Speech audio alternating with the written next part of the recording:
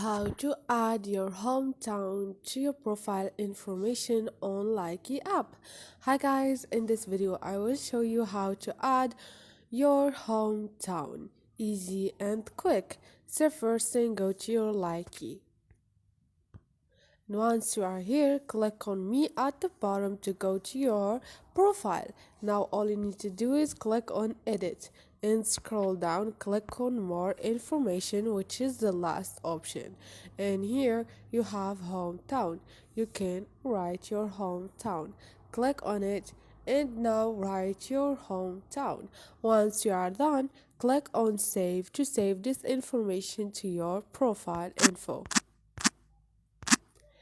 Once you are done, you're gonna find the new information of your hometown here beside your bio and your username. So this is it guys, easy and quick. Hope this video was helpful. If it was, don't forget to subscribe and like.